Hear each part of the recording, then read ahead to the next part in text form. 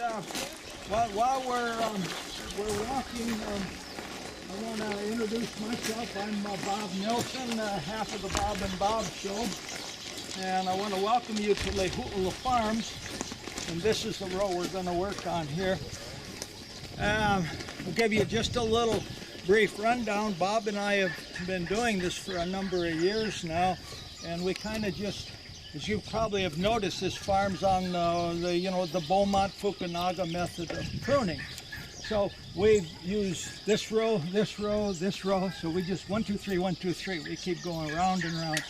So any of you that were here last year and we pruned, which was I think a week or so later, this is how much growth that's occurred since the last time that we pruned, so which is actually less than a year now. So it gives you some sort of feel for just how quickly, coffee does grow. What we did on these 2 trees last year, we talked about using what was called a nurse vertical. And because when you think of it, it's a radical thing to just stump a tree. And one of the ways of kind of cushioning the shock, so to speak, is with a nurse vertical.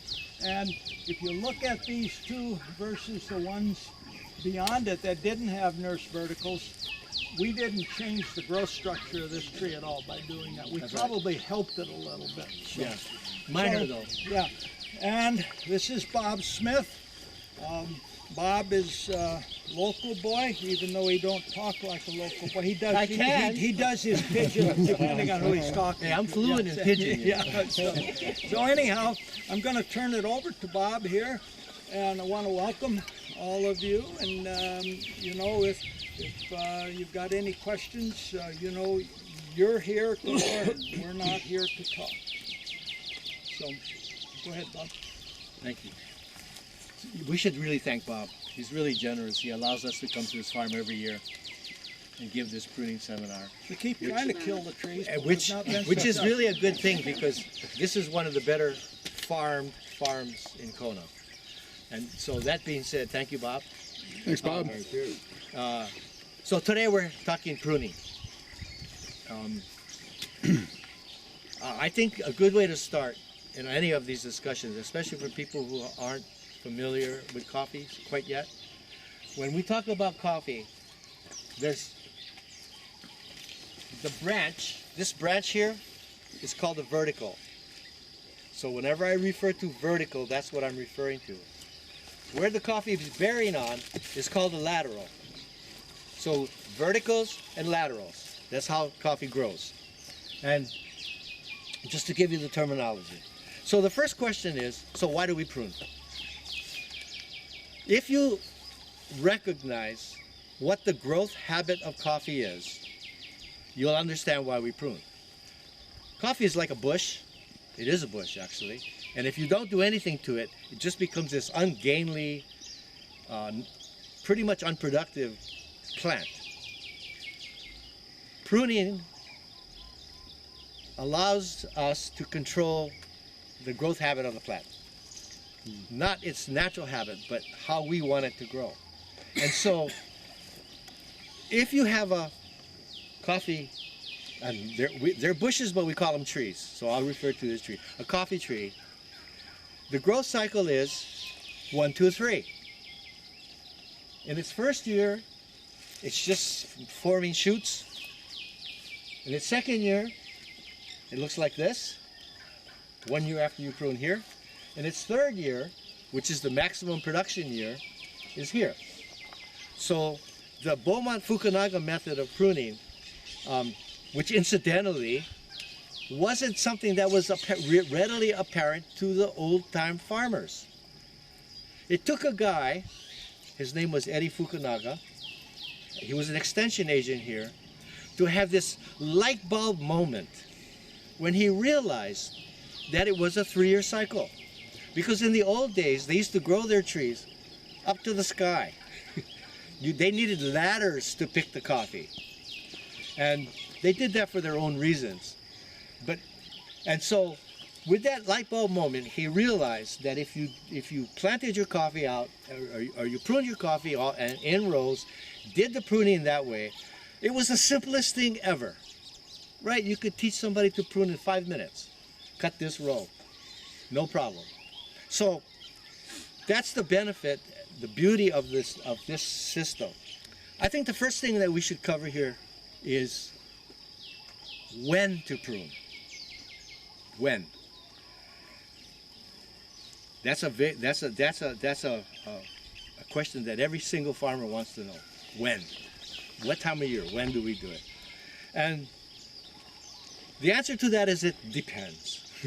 Seriously. But the good news is that we have a window of pruning here that if you prune a coffee tree in January or you prune that same tree in March, there's no difference.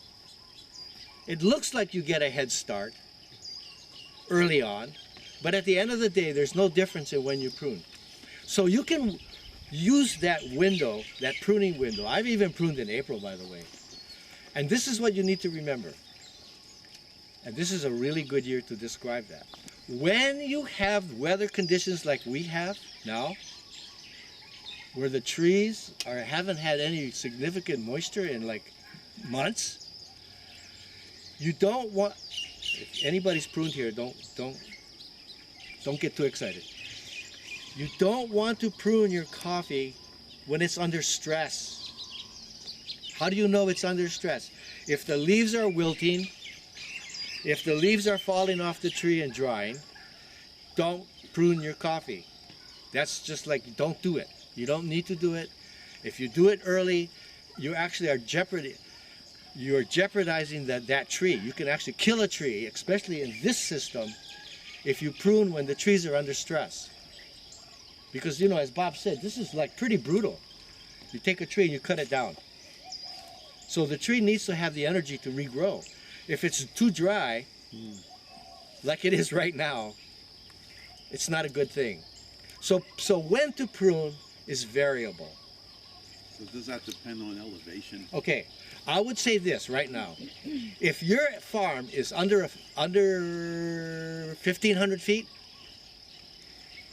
I would wait. I would totally wait to prune until we get some moisture here. If you're above 1,500 feet and your trees are still looking good, healthy, not wilting every day, you probably could go ahead and start pruning and it wouldn't be the worst thing. Though it probably would be worthwhile for you to wait just cause. What if you're irrigating? If you're irrigating, you know, I don't really think that you can actually irrigate enough. What do you think, Bob? No, I agree. I think the one thing that you have to really do is you have to look at where we're at. We're at 18 degrees, 30 minutes north. That means we do have seasons. Okay, we all know what winter solstice is. December 21st. That's winter time. This plant knows that it should not, it will not grow now for a period of time. We're now almost a month, a little more than a month past that. This plant this morning said, things are starting to look up. I can probably start doing things. He speaks coffee, by the way. But in another month, you know, this plant's going to be kicking out nice leaves. And then you got the combination of the water and the length of daylight to help, you know, help get this plant through this radical thing of pruning. Irrigating. I irrigated here, started on December 30th. What did it do? It certainly helped the trees, but it caused them to burst into flowers. Okay? Now, what does that mean? It means that now I've got to keep irrigating or I'm just going to lose those. So I'm with Bob on this one. You know, don't be in a big rush. It looks beautiful when you know, particularly here where you cut away 1/3 of all the trees and you grind them up. God, it looks like almost a golf course. Maybe it's time to sell now. Yeah. Yeah, that's the thing about it is that pruning does make things look better, makes you feel better. And I understand completely why you'd want to get out there and get rid of all your bad branches. But here again, you know, so when the timing, and let's say you have the cherries not harvested until the end of January, you still have significant amount of harvesting. wait until you're done picking. Yeah, so then You have all the way till April. Just remember that. Yeah. So with Beaumont Fukunaga, do you have to strip the trees as the same way as when you do the Kona style? Yes, To get all the berries that's off. not related to pruning, by the way. What? Stripping your trees is not related to pruning. Yeah, well, if you pruned it and it had all those berries, they'd fall all over the place. Yeah, that's true, but that's why you, if the recommendation is to strip your trees after harvest, that's for the berry borer control. It has nothing actually to do with the pruning cycle at all. One of our teachers years ago was an elderly Japanese gentleman here, and I don't think we've ever had a pruning session where I haven't said this, but he would say, when you're going to prune a tree, you don't look up there, you look down here. Because that's exactly what's going to happen. What you said, oh my God, I got all that coffee on there. But if you look at the big picture in the long run, you're probably going to have more coffee in the future because you did get rid of that and got new growth, which actually provides more yield. Okay, so we discussed when. Okay, does everybody get that? No. You can prune between January and April. Sorry, one more question. What if my tree is already flowering though? It's already going on to flower. The row that you're, the branch, the vertical that you're pruning, even if it has flowers on it, it has to go. Okay. So that's another consideration that I should cover here, and this is particularly true in folks that have what we call the old Kona style planting, 9 by 9, and the pruning cycle that we talk about is called the multiple vertical cycle, which is, if you think about it, is 1, 2, 3, 1, 2, 3, not on a row but on a stump. Okay, and this is particularly useful in trees that are really, really old and big and have lots of room. And so when you're pruning that cycle, you always have to keep in your mind that what you're doing is making space for new growth. Okay? So you're not thinking now, you're thinking future. So when you look at the tree and you see a branch a vertical that's not productive and needs to come out, regardless of what it looks like, flowering or whatever, you prune that off, and you now have made space for new verticals that you're going to select this year for 3 years from now.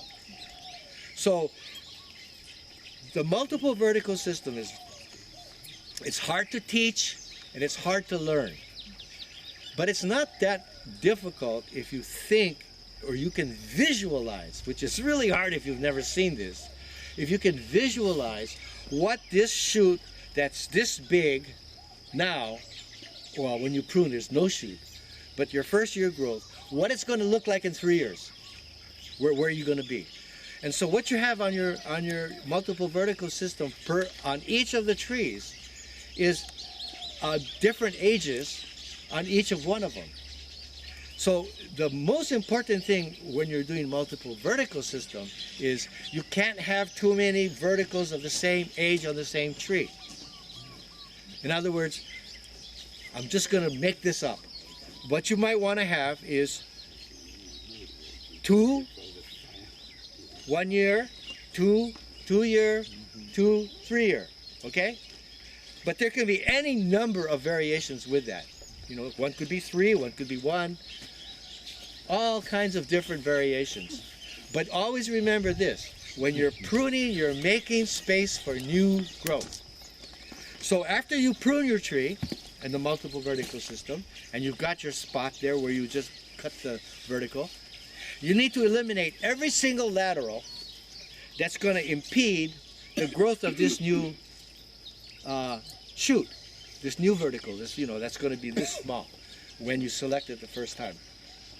And that's hard to do for some people because you're going to have to eliminate verticals that are going to be loaded with coffee.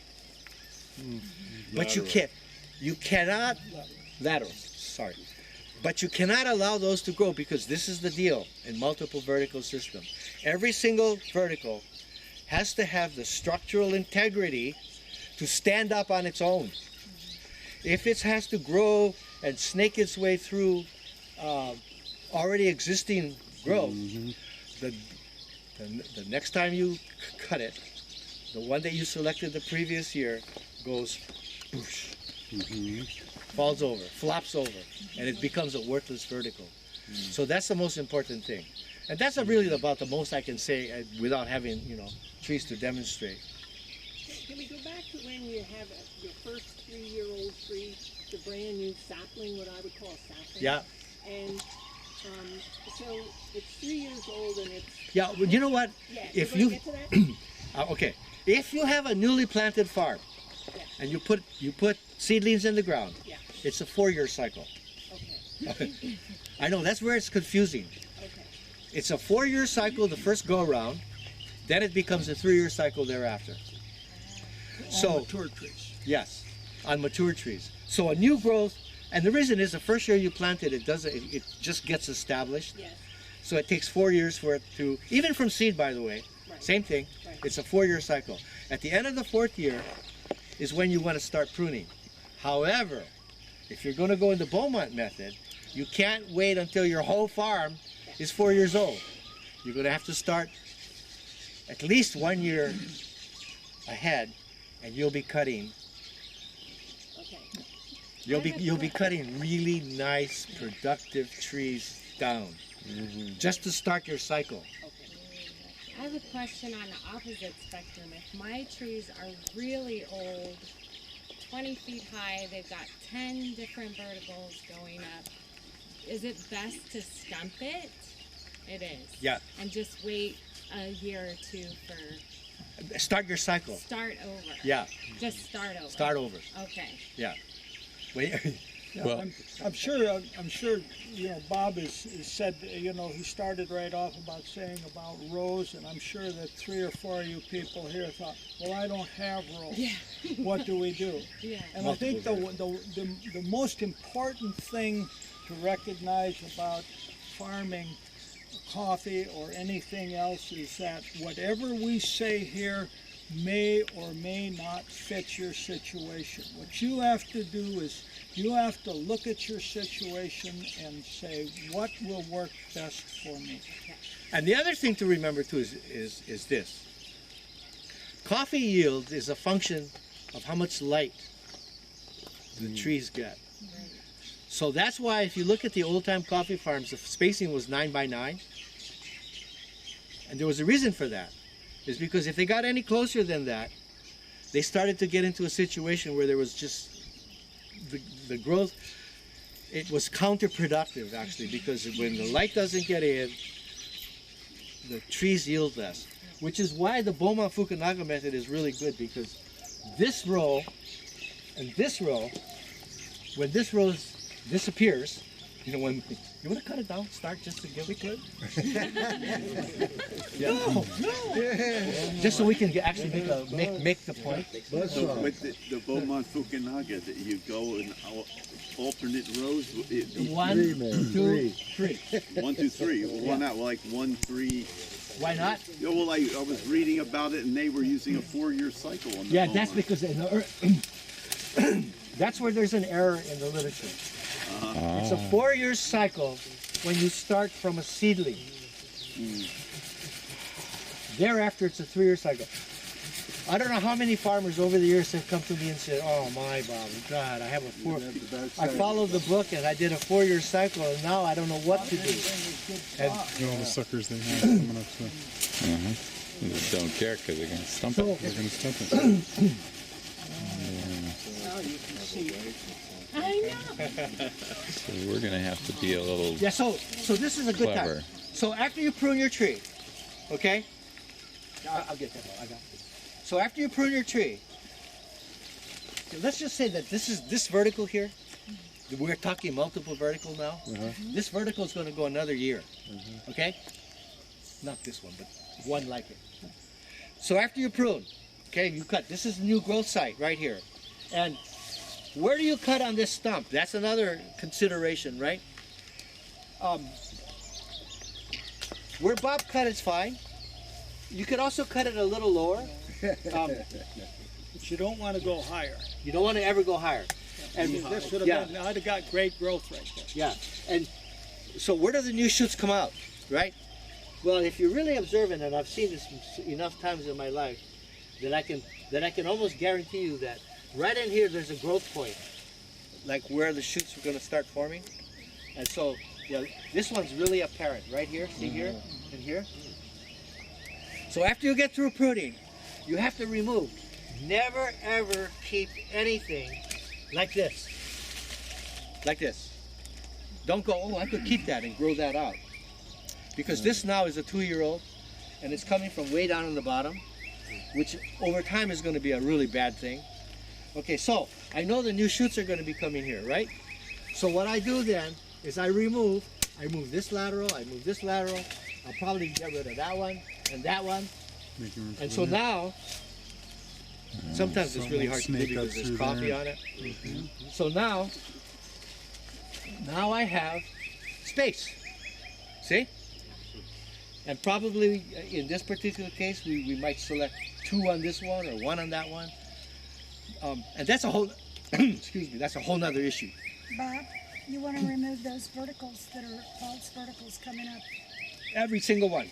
Well, look You at there. Well, yeah, this, No. This is not. Yeah. The reason this is so bushy, I don't know if you'd have to look closely, but you see the top broke out of this. Yeah, when they were picking it. Okay. Well, yeah, and probably even before picking, just from the weight. Yeah. Well, you know, again, if this was a perfect world, all of these should have been removed because they're removing nutrients from the tree. But that's another story. But that's why this is so bushy. Otherwise, you wouldn't see that. So what you want to do when you start, Judicious. have no growth, no new growth at all. Okay? When you have that bushiness from a broken branch, is it possible to create a vertical? Not an old one like this. No, you know what happens when create you a do it? vertical out of it? Oh, I just demonstrated it. Yeah. No. Yeah, it fall We right don't off. want it, but What happens if you do that yeah. is the very next time when the tree, when this vertical gets big and they go to pick it, it just breaks off. Yeah. It doesn't have a good You can connection. see any of these. Yeah. You see how that? Well, okay, so let's say you had a 1 year that was growing out of the stump, and then something happened to its top, and then it splits. Yes, Right? and then you have 2 going out. So do you leave 2 or you No. cut 1 off? No, actually, you're better off to remove 1. Yeah. But sometimes, if it's low enough down, sometimes you can leave it. It's variable, but you never want to leave those 2 where they're at this level here about. When the pickers come to pick it, I'll break it. they pull down. The double that you have splits in 2. So The whole vertical you always have to goes. be aware of that. So you always want to eliminate 1, and then that 1 will become dominant, and over time you won't even hardly know that. Yeah, it the ever other was thing split. is that I think we all have a tendency early on to think that, well, and you've probably thought about this, Bob hasn't mentioned how many verticals to leave, but let's say we leave 3 here. Well, if 3 is really good, why don't we leave 6 and get twice as much coffee? See, so that's the thing, and you're basically doing that. If you've got this split, now you got more verticals. Well, I'm going to get more coffee. Yeah. And that's why we say 3. You know in Beaumont Fukunaga? 3. 3 is the number, the magic number. Because if you leave more than 3, then you get into a situation where you don't have enough light getting in. And you can also tax the tree at peak bearing time. That's right. And So what's the deal when people talk about growing coffee as an understory with a shade tree above it when that even cuts out more light? You know what? That doesn't work in Hawaii. As you get closer to the equator, where light becomes more and more intense, coffee won't grow without an understory. I mean, won't grow without an overstory. Yeah. So we're actually at the most northern limit where coffee will grow. Seriously.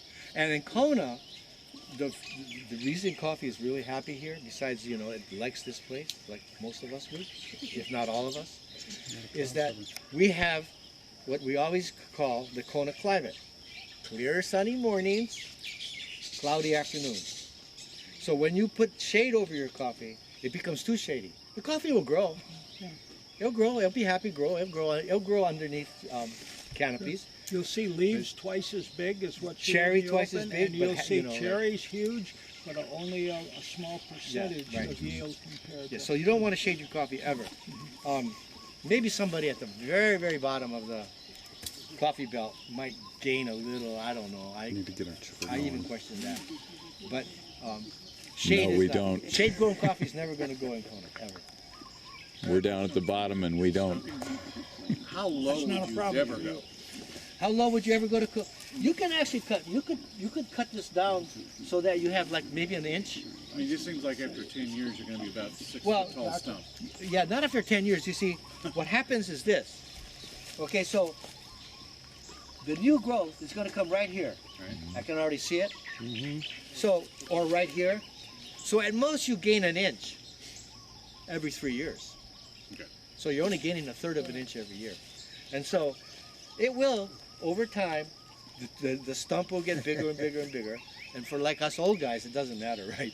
We're not going to be around long enough to worry about it. But eventually what's going to happen is, and you see this on old farms, if you have an old farm, where the stump is like this tall, Right. right? That's because over the years it got a little, the stump doesn't grow, but where you select grows just a little every year. And over time it gets like this. And so periodically, if you're doing this system, you need to go through and restart it all over again. Just stump it. We could take a chainsaw Okay, and that's what I cut was that wondering. there. You wouldn't kill Stump it. the stump? Oh, Stump, you know, stump to it's- stump. Really? Yes. This is radical. This is really radical. Yeah. And you get some But it'll mortality. work. Yeah, it'll work. You get some mortality, but if you do it at the right time of year and you do it when the trees are healthy, you'd be surprised how it comes back. So Wow. if you get a mortality and you have this dead stump, do you just like cut it out of there and put a new tree Absolutely. Jerk it out, Yeah. put a new- That- yeah. We mentioned that old guy that used to give this pruning seminar. He used to say one thing which really resonated with me. He said, remember, you're a farmer, you're not a doctor. Okay? So when you have a sick tree, you're not going to fix it. Get rid of it, put a new tree there. Yep. Stay. Keep a And- small nursery going. Yeah, so you always want to have an ability to be able to plant a new Bunch of tree small trees. every year, What's the best time to plant? probably starting in June, July, August, July. when it's nice and moist. And, you know, some people, you can use some seedlings out of pots. I'm going to tell you. Pull it. You can also you can also go out in your farm and yank out a tree Yep. carefully, have a nice hole, put that tree in the ground, and it will be just as happy over time, even though initially it looks like it's not a happy camper, as one you took out of a pot. Over time, you're not going to be able to see any difference at all. So one relevant The one question- thing I have to tell you though, if you're planting coffee, Yeah. you have to remember one really important thing. That taproot has to be vertical, has to be down straight, and it can't like have a flat stone under it. It doesn't. You don't have to dig like a big hole, you know. But you know, 18, 24 inches is good enough. And when you put the seedling in, you have to be really careful that it's not what we call J rooting, Yeah. where the taproot goes like that. That's 100% fatal over time. Initially, nothing happens. The tree grows, it's all beautiful and everything. What if it finds a stone while it's growing? Will it? It find depends. Sometimes it finds a stone and it can work its way around it and it's not a big deal. But you want to make sure. And the other thing, which I do religiously, it takes a little more time. I use seedling that I just pull out. And carefully. So, and not really big ones. You want to take seedlings that are like, you know, less than 2 feet tall. If you look at the seedling as you pull it out of the ground, carefully, you'll notice that the lateral roots that it has forming, those become the support roots of the tree. So when you put it in the ground, and this is, you gotta be careful here because you're starting something that's gonna outlive you. So you wanna make sure it has a good start. You wanna make sure that those roots, I always like to think of a triangle, that one goes that way, one goes this way, one goes that way. And you don't have to like place them really, really carefully, but you want to make sure that they're facing the right direction. They cannot, coffee is not really bright like that. It doesn't have an ability to correct itself very well. And so you want to make sure that the foundation that you set is good. So the diameter And the is- problem with having a potted plant, Yeah. which is a really big problem, which is why I never ever do it, is because almost always by the time you put that tree, that seedling in the ground, it's pot bound, right? The roots have gone round and round and round. If you take that tree and stick it in the ground like that without doing anything to it, over time, it's going to be a problem. Choke itself. Should Yeah, you it's gonna root be a prune it problem. then? If you do get one that you grew in a black growing bag, Yeah. should you root prune it before you? Yes, absolutely. Make sure that all the roots aren't circling around and around. And so I mean, that's a whole nother issue that So we're the talking about. diameter of this hole is about what? The Di- hole you dig. Just- That big? yeah. Okay. And I try to go down, like, it depends. Some people have a really hard time because they have very little soil, Yeah. you know.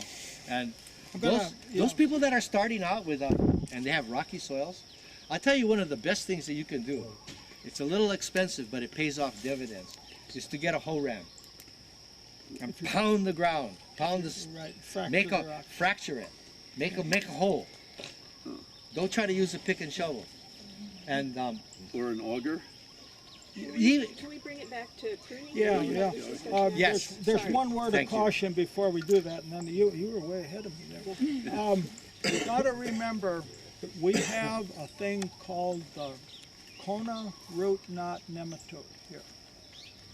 And Bob said he takes pulla, and he plants them.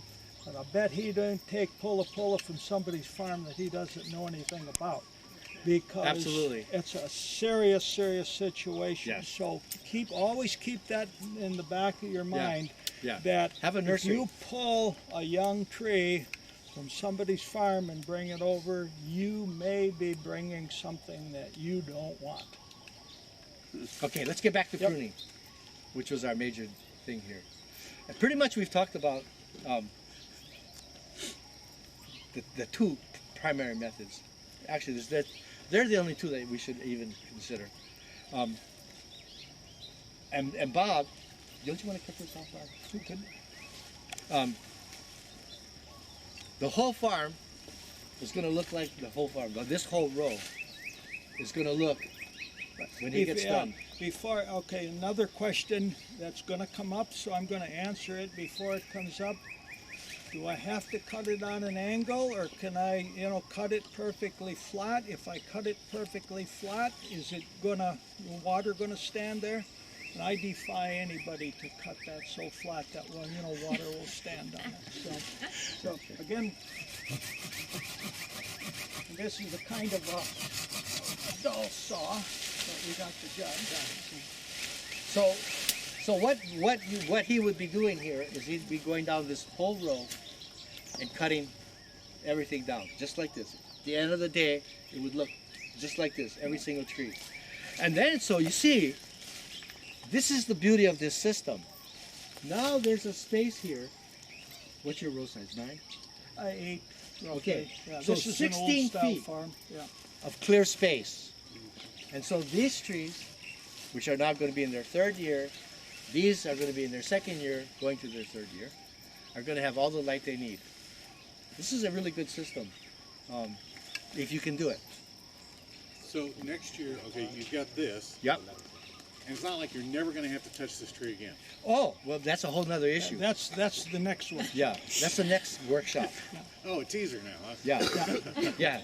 We got your money once. We're gonna get to it more than once if we Yeah, can. because the whole, and that's a really important job that you're going to be doing, and that is, after this starts to regrow, and in about, I don't know, maybe a month, you're going to have a profusion of shoots here. Right. Yeah.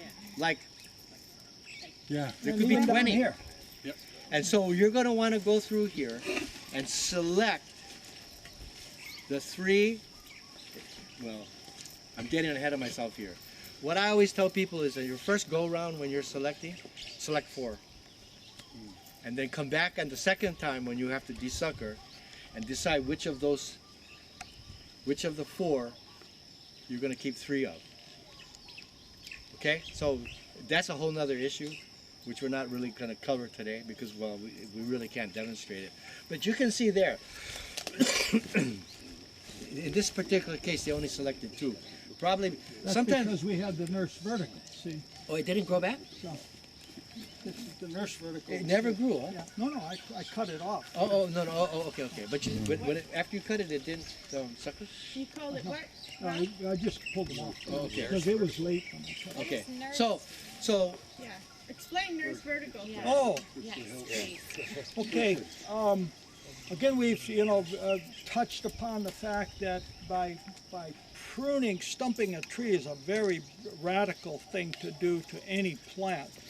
And one of the ways of eliminating some of the stress on that tree is when you prune it, is to leave one vertical, remove all of the laterals so you just have a little clump of growth. Photosynthesis can still continue to take place, just at a reduced level. Then once you get your shoots coming up here and you've got a fair amount of growth, then remove that nurse vertical. And it probably, I'm almost certain to say that it will then, save a lot of trees on you. So don't do what you just did. On that one. yeah, so okay. It's all dependent. It's all dependent So this on is the these deal. conditions. Yeah. Yes, this is the deal.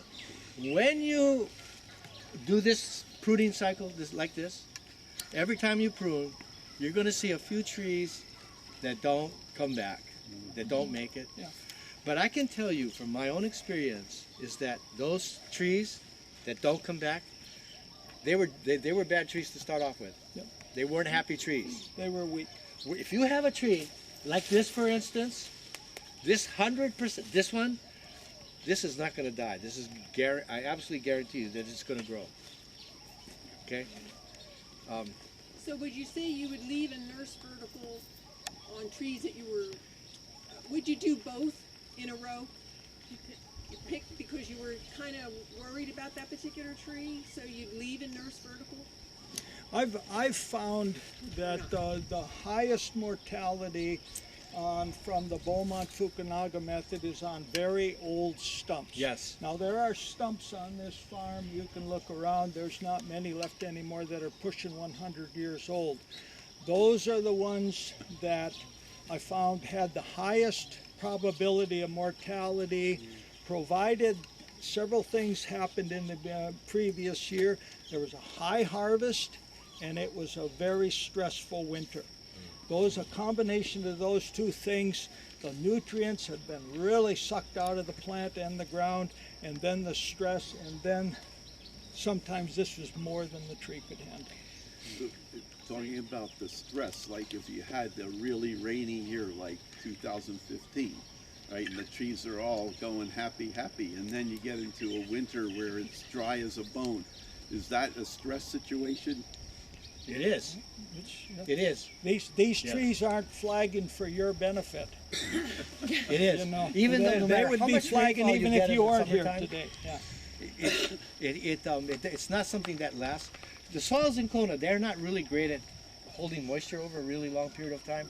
That's because we hardly have any clay here. Seriously, if any. And that's one of the reasons coffee does so well. Yes, Yeah. well-drained soils. Yeah. And so, but the good news is, no matter how bad your trees look, and I've seen trees really bad, like all their leaves fall off and they look like they're dead. When the rains come, they come right back. And so, it's not a fatal thing usually that I've been able to observe. I think that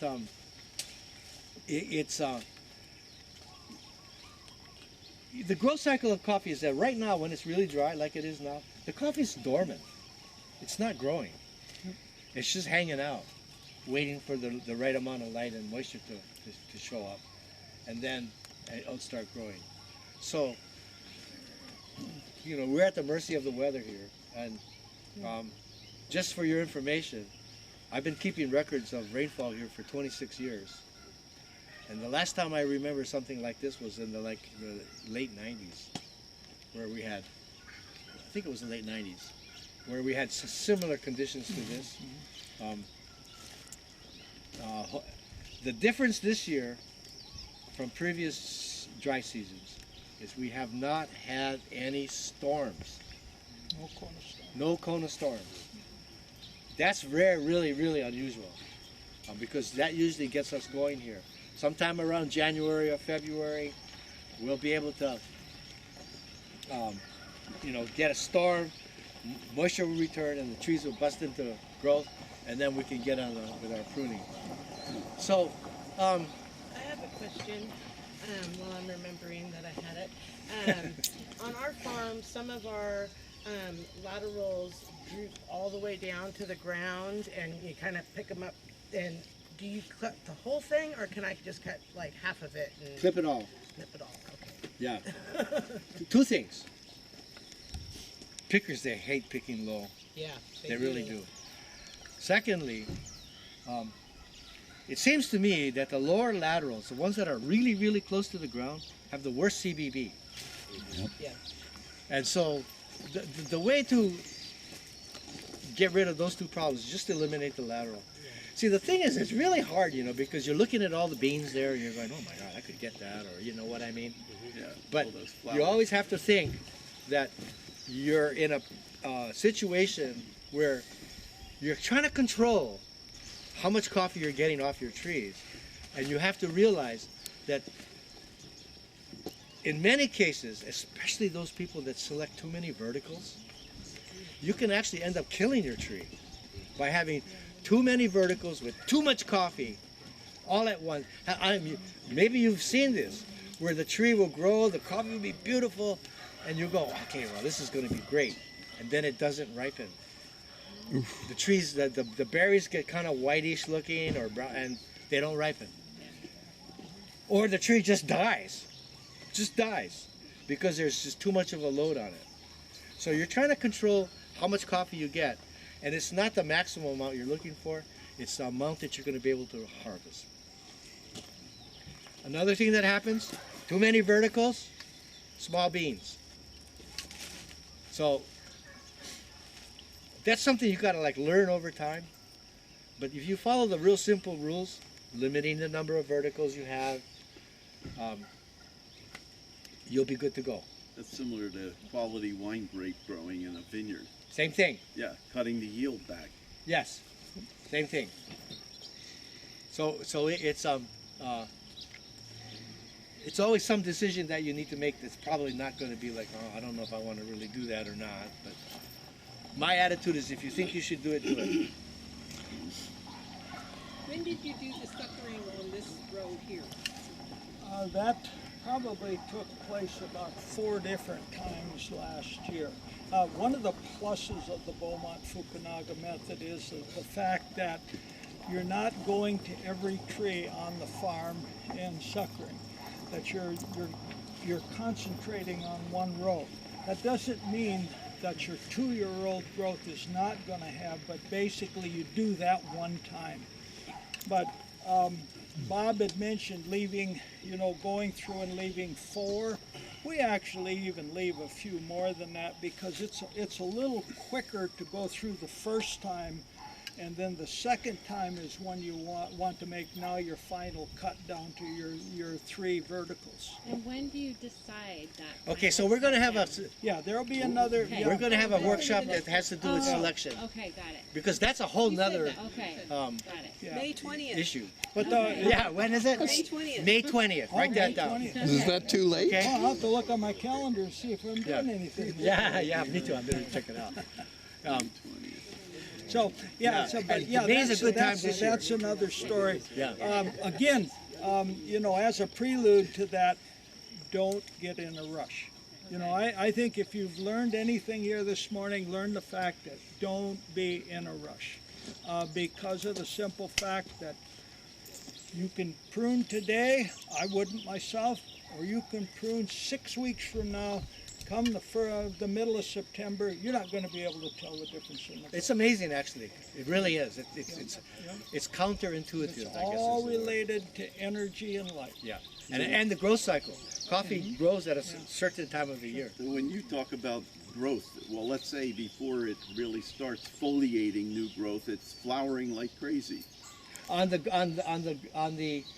Yes. verticals that are in the right age group. Right. Like this one Yeah. and Well, this you one. consider that growth, or that doesn't tax the tree? No. Flowering, the normal cycle of flowering is related to rainfall, really. For the most part, it's related to moisture. Light and rainfall. The Well, trees. I was getting lots of flowers up there at 1,700 feet Yes. in South Kona already. But Already. but That's is that pretty putting normal, a by the way. stress on the tree, or it's just normal? Well, it does have some stress on the tree, for sure, in the early berry formation. And if the drought continues for any really long time, God forbid that should happen, it's going to affect your yield, because what happens is the tree starts to abort the young fruit that it can't handle. And that can be significant. You have to be really careful in those higher elevations that you don't want to get in a situation of year-round coffee. And if for no other reason, this little thing that we all have, and I never, very seldom, if ever, like to use the word never or everyone. Everyone here has CBD. Yeah.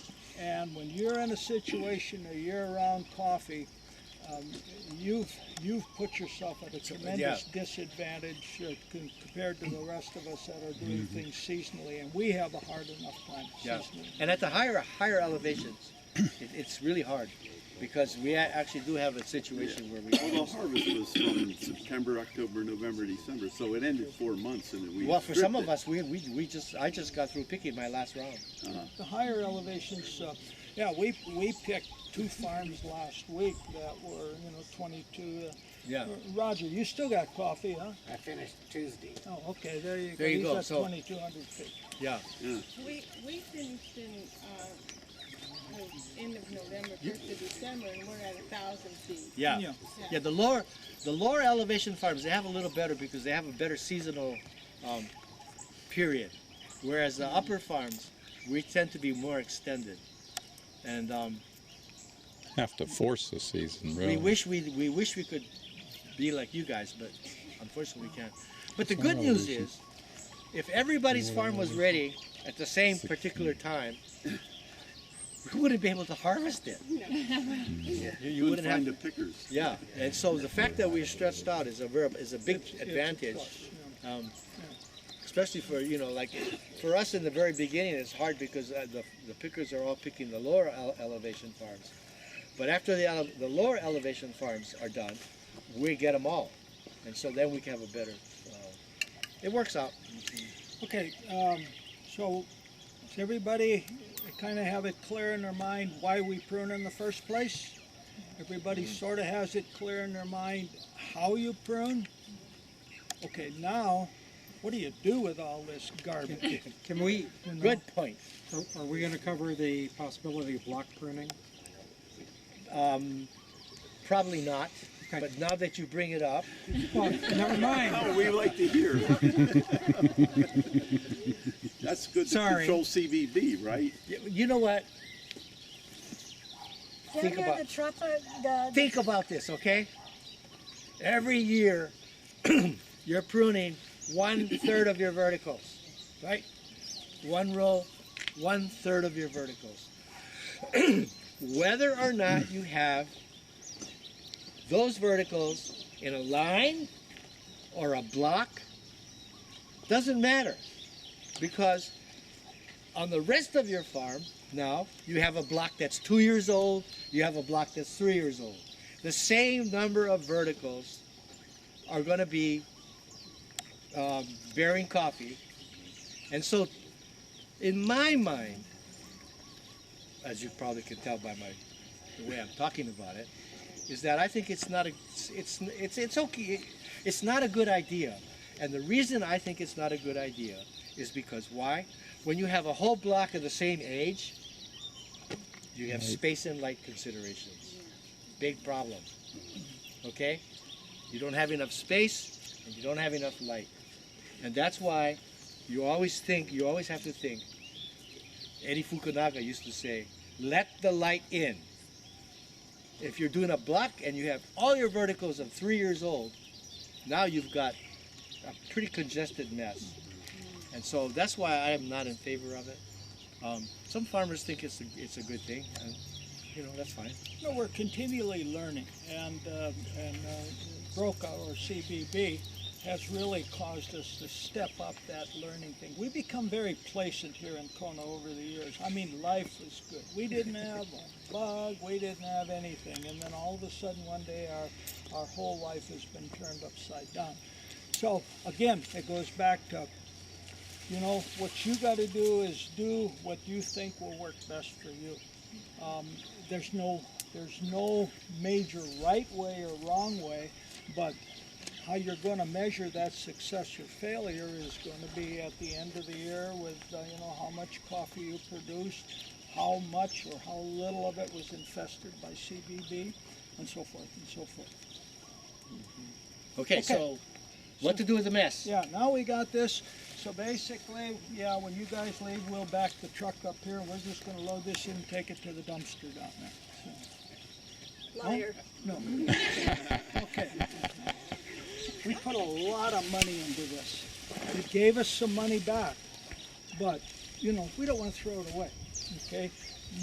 Now, I know the first time I went to watch Bob Smith on a farm that was above Lehuula, the method that how he dealt with it on this farm was that he removed all of these laterals.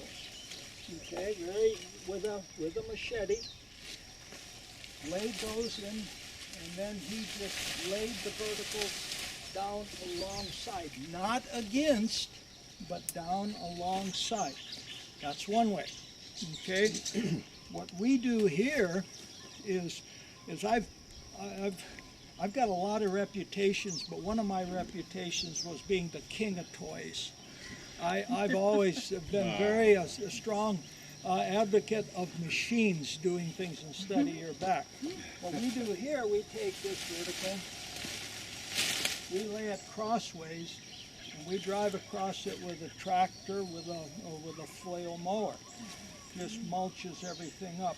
You can see here, this is citrus, and you all know how hard citrus is. Well, this thing just does short work to it. And 6 months from now, after we go through and do this, you'll be hard-pressed to find anything there. It's just has gone away. There's a lot of things, you know, you can do. Little chippers. I did that for years. You know. But I think the most important thing is never ever don't burn. Remove it. Yeah, never remove your prunings from your farm, and never burn.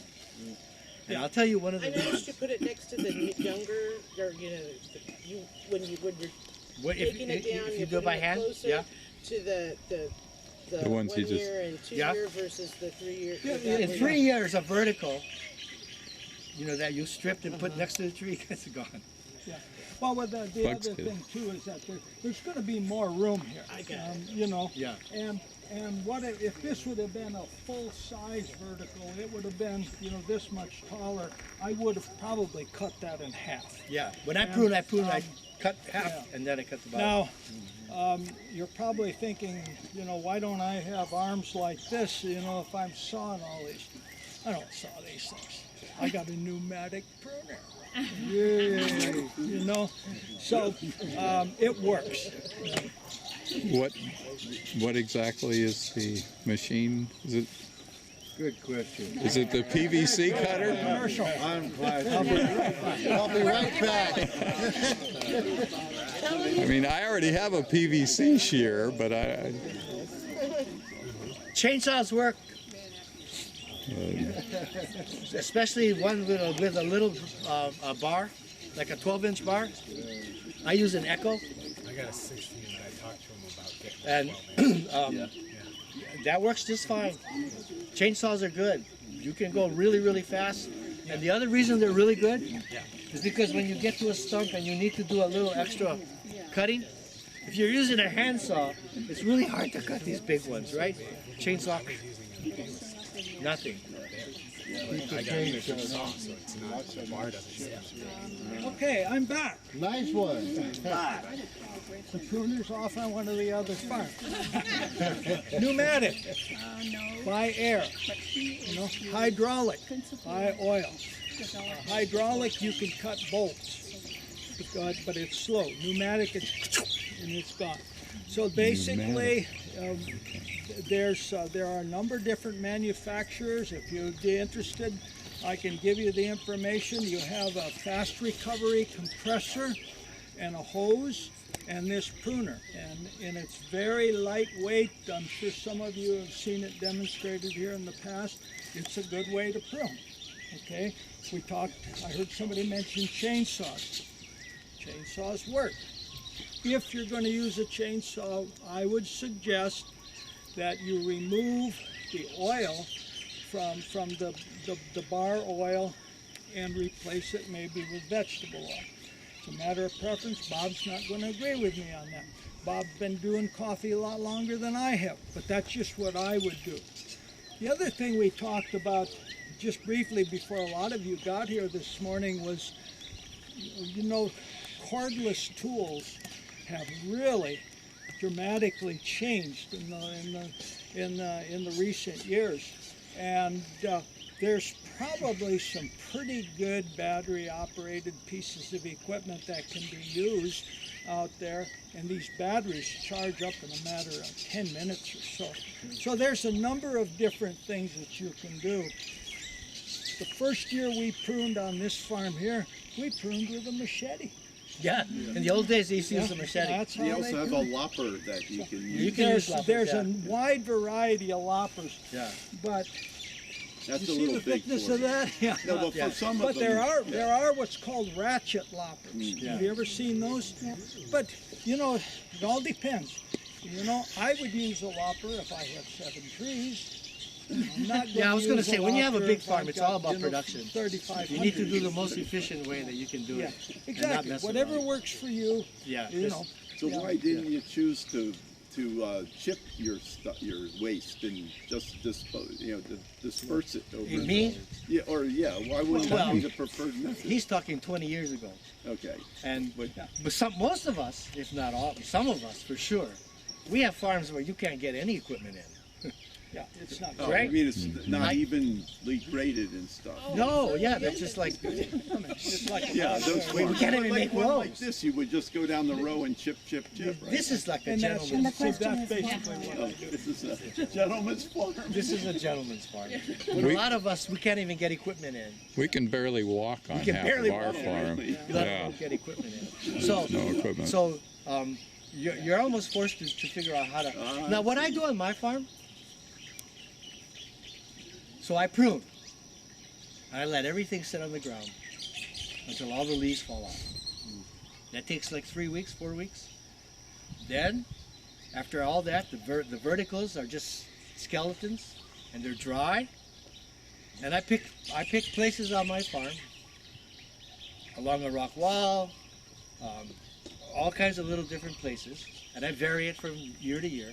And I take all of the verticals that are now skeletons, and I make a big pile. I just pile them up. And you don't fillet. I don't fillet. I just pile them up, and I make a big pile. And believe it or not, by the time you come around the next year, the pile is way down like this. And because they do deteriorate very quickly in the rainy season. They have a pit there where we do that. Yeah, like if you have an area in your farm which is like a rock outcropping and you can't do anything with it, make it a pile.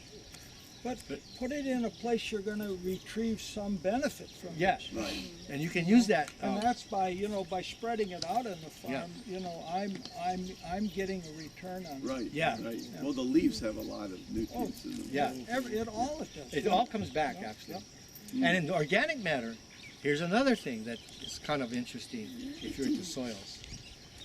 Hawaiian soils have like 70%, as high as 70% organic matter. We have very little clay. And so what you need to really always be thinking is, and which is why grass cover is good, is that returning organic matter to the soil is how you keep these soils healthy. Well, if you dig into the soil, it's all basalt rock in one way or another, right from the volcano. No, it's Where do you actually get mostly organic matter. Where does that come from? From all the growth that preceded it. Tree fur and everything. Well, it doesn't look that way. It doesn't, but that's, yeah. Well, over on the other side, the mountain, Hamakua, there's soil like unbelievable. Yeah, but that's weathered soil. Yeah. These soils here, It's tens of thousands of years to do that. yeah, like my Well, farm, we can't wait. the last lava flow was 2,500 years ago where we lived. Yeah. That's like yesterday. I want to just briefly touch on one thing.